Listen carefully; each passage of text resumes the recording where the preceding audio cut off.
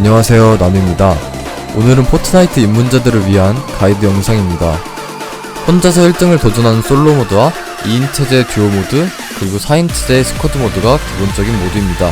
3인 체제 트리오 모드가 나올 때도 있으며 팀 데스매치로 교전과 건축을 연습할 수 있는 팀 럼블 모드, 실제 맵에서 건축 또는 맵 연구를 할 수 있는 전투 훈련장 모드와 다양한 맵 또는 사용자 설정 맵에서 연습을 할 수 있는 포크리 모드가 있습니다. 기본적으로 자신에게 맞는 건축기와 설정이 필요합니다. 개인적으로 자동 전력 질주 기능과 문 자동 열기가 매우 유용했습니다. 마우스 옆 버튼을 사용할 수 있는 분들은 마우스 버튼을 건축기로 바꾸어 빠르게 건축할 때 부담을 줄일 수 있습니다. 또한 휠 내리기 또는 올리기로 편집 초기화를 빠르게 할 수 있는 설정이 있는데 PC 유저라면 필수적으로 설정을 해주시길 바랍니다. 타 게임들은 빠른 낙하를 위한 기술들이 있지만 포트나이트는 기술보다 지형을 생각하면서 낙하하는 것이 빠른 낙하를 위한 방법입니다. 약 1000m쯤에서 버스에서 내린 후 목적지 근처의 가장 낮은 지대에서 밑을 보고 꼽는 게 가장 일반적이고 빠른 낙하 방법입니다. 하지만 주의할 점은 목적지의 고도가 너무 높거나 너무 낮으면 목적지에 가지 못하거나 너무 높게 글라이더가 펼쳐져 오히려 늦을 수도 있습니다. 글라이더를 펼쳤을 때 무기 위치를 먼저 보고 무기를 획득해야 합니다.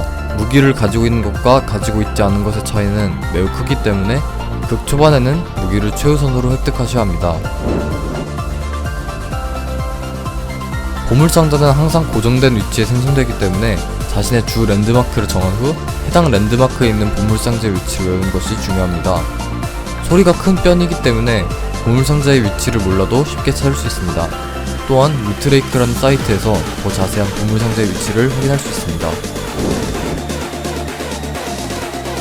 초반 자재는 나무를 빠르게 모아 기본적인 건축은 할 수 있도록 가구와 나무가 보일 때마다 빠르게 나무를 파밍해줘야 하고, 초반 교전 또는 랜드마크 싸움이 끝난 후에는 돌 또는 철을 모아주는 게 좋습니다. 자리를 먹고 자리 싸움을 할 때는 돌 또는 철로 건축을 해놓는 게 좋습니다. 포트나이트의 기본 아이템 조합은 무기 3가지와 치유 아이템 2가지입니다. 교전을 하거나 총을 맞으면 실드가 가장 먼저 사라지기 때문에 보호막 실드를 우선으로 치유 아이템을 파밍해야 합니다. 또한 샷건이 강력하기 때문에 샷건을 필수적으로 파밍해야 합니다. 근접 교전에서는 샷건과 기관단총 조합이 매우 강력합니다. 가까운 곳에서 적의 소리가 들린다면 샷건을 들고 소리를 들으며 상대를 먼저 보고 공격하는 것이 유리하게 교전을 이끌어갈 수 있습니다. 중거리 교전에서는 돌격소총 또는 스나이퍼 조합이 가장 무난합니다.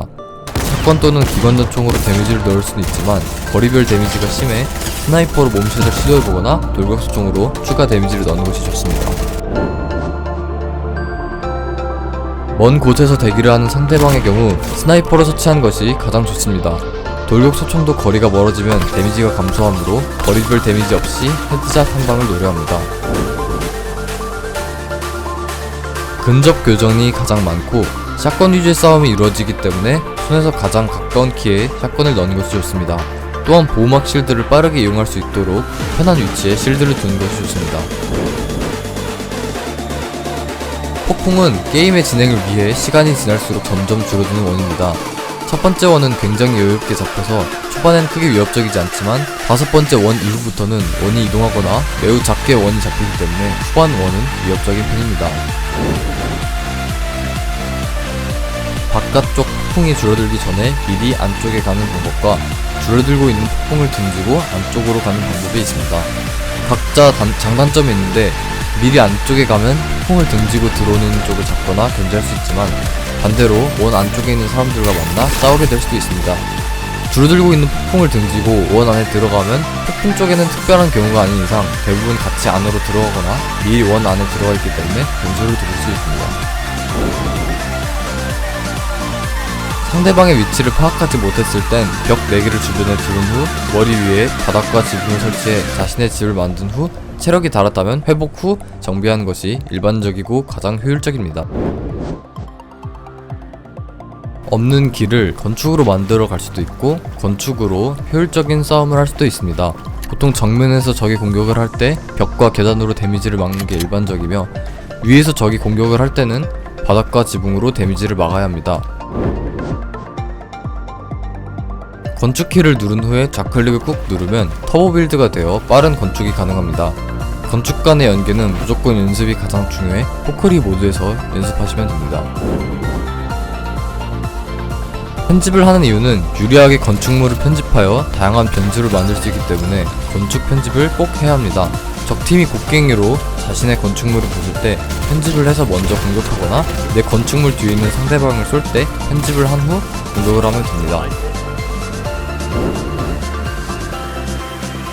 저지대에 있는 것보다 고지대에 있는 게 시야적으로 더 유리하기 때문에 건설을 하면서 상대보다 고지대를 획득한 후 상대방의 측면으로 이동해 데미지를 넣는 게 좋습니다. 포트나이트를 처음 하게 된 건 도현님이 생방송에서 포트나이트를 하는 걸 보고 스타일리시하고 공격적으로 게임을 하면서 적팀을 따내는 게 재밌게 느껴져서 시작하게 되었습니다. 포트나이트의 매력 중 하나가 건축이라는 시스템으로 색다른 교전을 한다는 것과 자신이 활용한 만큼 더 많은 변수를 만들고 색다른 플레이가 가능하기 때문에 매력적이라고 생각합니다. 건축 및 기술들을 배워나가며 느끼는 성취감도 재밌고요.